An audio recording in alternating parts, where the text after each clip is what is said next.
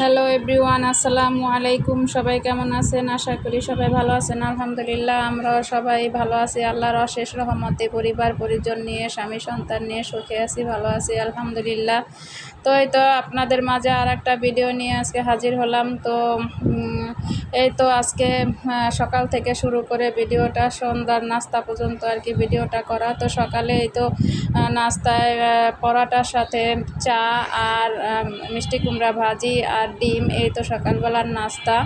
তো এই তো আমি পরোটাগুলো ভেজে নিতেছি আর কি, সবগুলো তো দেখাবো না, দু একটা পরোটা ভেজে দেখাবো। আর এইখানে গায়ের দুধের চা বানাইতেছি। তো এই তো আজকের সকালের নাস্তা আর দুপুরের রান্না বান্না আর সাথে বিকেলের নাস্তা নিয়ে আপনাদের সামনে চলে আসছি। তো এই যে আমার নাস্তা বানানো শেষ। তো আমরা সবাই মিলে একসাথে নিচে বসে খাওয়া দাওয়া করতেছি আর কি। তো এই যে চাও নিয়ে আসলাম, এখন এগুলো নাস্তা খাওয়া দাওয়ার পরে তো সকালবেলার যে একটা বাসি কাজকাম থাকে সেগুলো আর কি করব। মোছা ঠোসার কাজ যা আছে সবগুলো মানে করতে হবে। তো খাওয়া দাওয়া শেষ করে চলে আসলাম। এই যে যেহেতু প্রতিনিয়ত এগুলো করতে হয়, ঘরের কাজকাম পরিষ্কার পরিচ্ছন্নতা যেগুলো সেগুলো করতে হয় আর কি। তো এইখানে এই যে আমি সুর একটা ওপর দিয়ে একটু মোছা দিলাম। তো এখানে মালি প্ল্যান্টের একটা গাছ ছিল, সেটা একটু মোছা দিলাম। তো টি টেবিলটা মোছা দিলাম, ওটু দেখানো হয় নাই। তো এখানে আমার যে খাবার টেবিলটা সেটা একটু মুছে নিলাম। আসলে খাবার টেবিলে আমরা বসে কম খাই, যেহেতু সব হাঁড়ি পাতিল নিয়ে এই খাবার টেবিলে উঠাইয়া আবার এগুলো মোছামুছি টানাটানি ভালো লাগে না। তো এইখানে এক জায়গায় আমরা সবগুলো জিনিস নিয়ে বসে মানে সুন্দর করে নিচে বসে খাই, মাঝে মধ্যে টেবিলেও খাই, ওতে কোনো সমস্যা নাই। তো এই তো আমার মোছামুছি আমি ডাইনিংটা মুছে আসলাম। মোছার পরে এখন রুমে আসলাম যে আমার এই গাছটা আজকে 3-4 দিন ধরে মোছা হয় না, তো এটা একটু মোছা দিব। তো মুছতেছি আমি আর কি। তো আমার এক হাতে ক্যামেরা আর এক হাত দিয়ে আসলে মোছা যায় না ওইভাবে, তারপর আমি যেটুক পারছি ওইটুকুই করছি আর কি। তো এই তো আমার আজকের কাজকাম। তো যে যেখান থেকে আমার এই ভিডিওটা অলরেডি দেখা শুরু করেছেন, প্লিজ একটা লাইক দিয়ে দেখা শুরু করবেন। আর যারা এখনও একটা লাইক দেননি তারা প্লিজ একটা লাইক দিবেন, একটা সুন্দর সুন্দর কমেন্ট করবেন। যদি আপনাদের একটা কমেন্ট পড়তে আমার কাছে খুবই ভালো লাগে। তো আর এই যে বাজার থেকে বাজার নিয়ে আসলো বলতে কোনো মাছ টাছ আনে না, আজকে মাছ ফ্রিজে আছে। তো এইখানে পাট শাক আনছে আর কিছু সবজি নিয়ে আসছে। তো এই সবজি আমি রান্না করব না, আমার আগের ফ্রিজে পটল আছে, পটল দিয়ে আমি আজকে মাছ রান্না করব দুপুরের জন্য। আর এই তো পাট শাক ডাল দিয়ে রান্না করব।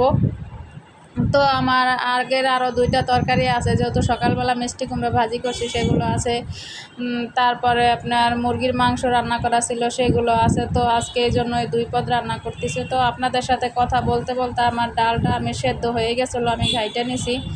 তো এই তো আমি শাকটাও ভালো মতো ধুয়ে নিতেছি। কে কে পাট শাক দিয়ে ডাল পছন্দ করেন জানাবেন, আর কোন কোন দেশে পাট শাকের ডাল খায়। আসলে আমার কাছে এটা খুব প্রিয় একটা খাবার। এখানে যদি আপনার পাট শাক দিয়ে ডাল রান্না করা হয়, সাথে একটু ঝাল ঝাল করে আর একটু বেশি পেঁয়াজ রসুন দিয়ে রান্না করা হয়, তা খুবই মজা হয় আসলে। তো লাল শাকটা পাট শাকটা আসলে ভাজির জন্য আনছিল, কিন্তু আমাকে বলে নাই যে ভাজি করো, কিন্তু আমি পরে ডাল দিয়ে রান্না করছি। তো বলছে যে আমি ভাজির জন্য আনছিলাম। আমি বলছি যে আমাকে তো বলোনি, আমি জানি না, এই কারণে আমার যেটা পছন্দ তো আমি সেটাই করলাম। তো খাইছি, খাওয়ার পরে দেখলাম মাশাআল্লাহ অনেক মজা হয়েছিল পাট শাকটা। তো এই তো দেখেন আমি কি করে রান্না করি, আমি যেভাবে রান্না করি আমি সেভাবেই পাট শাকটা রান্না করলাম। তো কোনো আপু ভাইয়া যদি আসলে এভাবে পাট শাক রান্না করে না খেয়ে দেখেন, তো আমার এই রেসিপিটা দেখে আপনারা রান্না করে খেয়ে দেখবেন যে অনেক টেস্ট হয়। যাই হোক, কথা বলতে বলতে আমি পাশের চুলায় যে ওই ডালটা আর এক পাশে দিয়ে, কারণ ওই পাশে ওই চুলায় গ্যাস কম, তো আমি এই পাশে দিয়ে এটা ফোড়নটা দিয়ে নিলাম। এই যে দেখেন, আমার দেখে বলবেন যে আমার শাকটা আসলে কীরকম হয়েছে রান্না। তো এই তো আমি আর ওই যে এটা হয়ে গেলে এটা একটা ডিশে বেড়ে রেখে তারপরে আমি আবার আমার এই যে মাছের তরকারিটা বসায় দিব।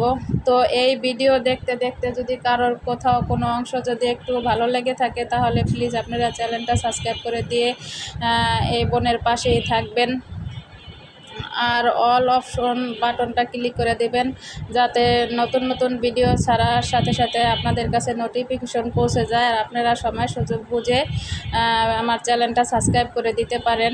তো আপনাদের একটা সাবস্ক্রাইবে আমরা অনেক উপকৃত হব। তো এই তো কথা বলতে বলতে আর আপনাদের কাছে চাওয়াটা চাইতে চাইতে আমার এই যে দেখেন মাছটা ভাজা হয়ে গেল, আর এখানে যে পটল আর আলু এটাও আমি একটু হালকা ভাজা দিয়ে নিব, তারপর আমি তরকারিটা বসাবো। তো এই যে আমার ভাজাও হয়ে গেছে, তো আমি এখানে যে পেঁয়াজটা দিয়ে দিলাম, এটা এখন বসাবো। সবসময় যেভাবে রান্না করি আসলে কম মশলা দিয়ে শুধু হলুদ মরিচ আর সাথে লাস্টে একটু ধনেপাতা দিয়ে করব আর কি। এইভাবে রান্না করতে আমার কাছে বেশ ভালো লাগে। হলুদ মরিচ যে আমি ফ্রিজে যে ফ্রোজেন টমেটো ছিল সেগুলো দিয়ে দিছি। এখন বর্তমানে টমেটোর কেজি কত আসলে আমি জানি না, তো আমি তো ওরকম বাজার করি না, তো আমি জানিও না। আমার যেহেতু ফ্রোজেন করা টমেটো আছে আমি সেগুলো এখন ব্যবহার করি, যেহেতু আর মনে হয় টমেটোর দাম একটু বেশি। তো এইভাবে যদি সেদ্ধ করে হালকা ভাপ দিয়ে যদি ফ্রিজে টমেটো রাখা যায় আসলে সারা বছরই খাওয়া যায় অনেক। তো আপনারা সিজনে যেভাবে খান ওভাবে ওরকমই লাগে আসলে। তো এই তো আমার কথা বলতে বলতে এখানে কষানো হয়ে গেছে, আমি একটু ঝোলের পানি অ্যাড করে দিলাম। তো এটা বলক আসার পরে এখন এই যে মাছগুলো দিয়ে দিব। আসলে প্রতিদিন কি যেহেতু ভিডিও ছাড়ি প্রতিদিন তো ছাড়া লাগে, তো মাঝে মধ্যে দুই একদিন ছাড়তেও পারি না। আসলে কি করব, প্রতিদিন কি ভিডিও করব আসলে এটা মাথায় খেলে না, আসে না আর কি। তো যাই হোক, অনেক আপুরা অনেক সুন্দর, অনেক আপুরা আন্টিরা অনেক সুন্দর সুন্দর ভিডিও ছাড়ে, আমি দেখে আমার অনেক ভালো লাগে। আমি অনেক আপুদের ভিডিও দেখে লাইক কমেন্ট শেয়ার করে দেই, সাবস্ক্রাইব তো অবশ্যই করি। তো যাই হোক, ওদিকে এই কথা দুপুরের তো খাওয়া শেয়ার করলাম না, দুপুরের রান্না বান্না শেষ।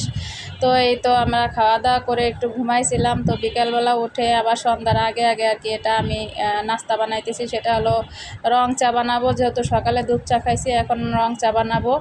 আর এই যে এটা কি, এই যে পুরির ডালটা, পুরির আসলে আমি ওইভাবে শেয়ার করিনি, আমার আসলে মনে ছিল না, তো এই কারণে আমি এখন মনে পড়ছে, তো আমি এইটুকুই আপনাদের সাথে শেয়ার করছি। আমার পুরিগুলো বানানো কেমন হয়েছে, তো পুরিগুলো মাশাআল্লাহ অনেক টেস্ট হয়েছে, আপনারা দেখলে বুঝতে পারবেন যে অনেক ফুলকো হয়েছে, সফট হয়েছে, সুন্দর হয়েছে। আসলে ময়ানটা যদি আগে করে রাখা যায়, আর আপনার ওই যে আমি এটা ডাল পুরি করছি, আমি ডালটা সেদ্ধ করে তারপরে ডাল পুরি বানাইছি, তো মাশাআল্লাহ অনেক মজা হয়েছিল, ভালো হয়েছিল। তো যে যেখান থেকে আমার এই ভিডিওটা দেখেন না কেন, আমার ভাইয়া আপুরা সবার কাছে আমার অনুরোধ রইল ভিডিওটা লাইক কমেন্ট শেয়ার করে দিবেন, আর প্লিজ চ্যানেলটা সাবস্ক্রাইব করে দিবেন।